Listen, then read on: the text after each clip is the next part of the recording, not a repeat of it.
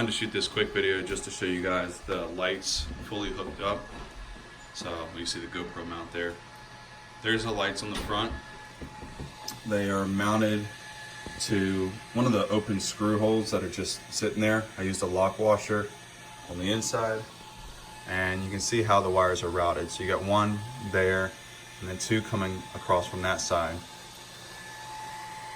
Have a sticky clip there, and then the wires go around this way.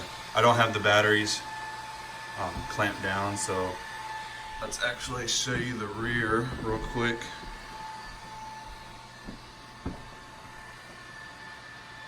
The rear actually came with 3 pairs of lights, 2 here, 2 in the middle, and 2 on the outside. But because of this RPM bumper brace, I had to cut the bottom of the lights, the bracket that holds the lights, and snip the wires for that one, so I just have 2 on either side. But I actually think that looks better than 6 lights in the back. So let me put this on.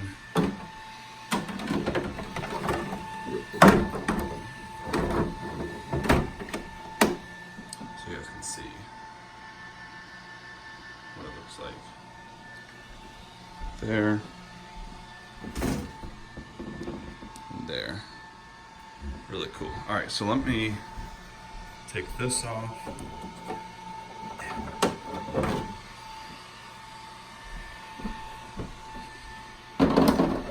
Power this down.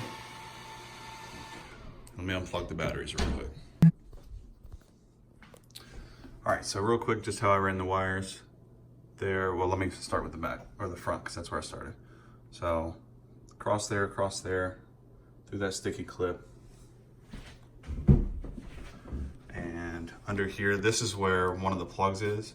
So I put that protective cover over the plug and then zip tied that down. Get those wires there, and then tucked underneath. This is some of the stock wiring. Wire I ran is right under there, and then leading to the front, there, through that clip, splitting off there, and then to each of the lights there. And then everything runs underneath the wire clamp and into the receiver. So, all right, thanks for watching.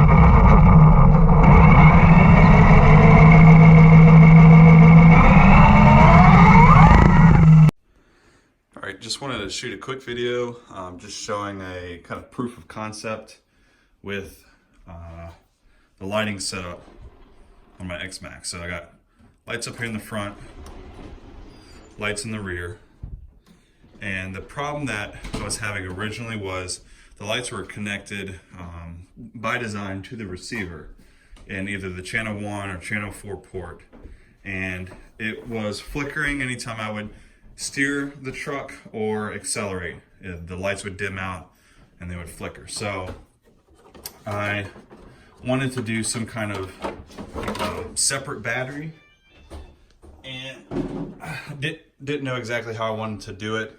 This is more of a, like I said, a proof of concept. So I just have 4 AA batteries hooked together using this holder. It's actually a little plastic piece where you just pop 4 AA batteries in. I wrapped it in electrical tape so I can protect it. And then that plug comes out right here. The plug that these lights originally went to was the type of plug that would plug into the Traxxas receiver. I converted it to this so it would plug into the battery. Battery zip tied down to this plate, which is all held in together. It's pretty tight right now, but you know, it's not permanent, obviously. Just wanted to test it to make sure it was gonna work. I have to be mindful of where I mount this permanently because, one, I do want to wire in a switch, either right here or towards the front.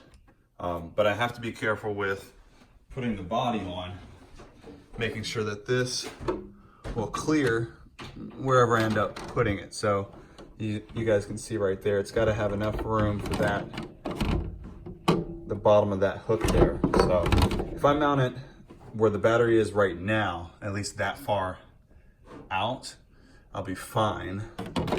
I just need to find some kind of plate where I can do that with. I did have a mounting plate online where it's actually made for the Castle ESC and it mounts on top of these rails here. If I can get that, not get the upgraded ESC, but use the stock one, but just get that mounting piece.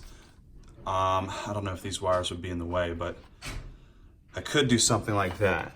Or I can just make my own that will mount to these rails so it's pushed out further even more.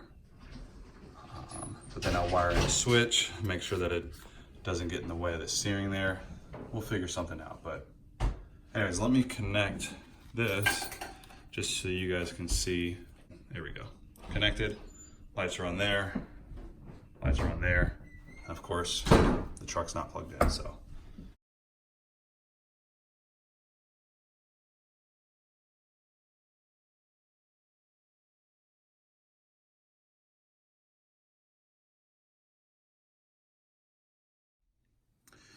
So maybe if I did something like this, where it mounts with a bolt through that hole, and then goes all the way across and through that hole there. This aluminum is too flimsy, but one there, and then one on this side. I can then create a link or put a plate right up here. Because this would end up being pretty flush with this, as well as on that side. I can put a plate here to mount the battery, and then possibly even put a switch down in that area right there. Drill a hole out for that, run the switch through there. I can turn the lights on and off from there, and then a plate across here.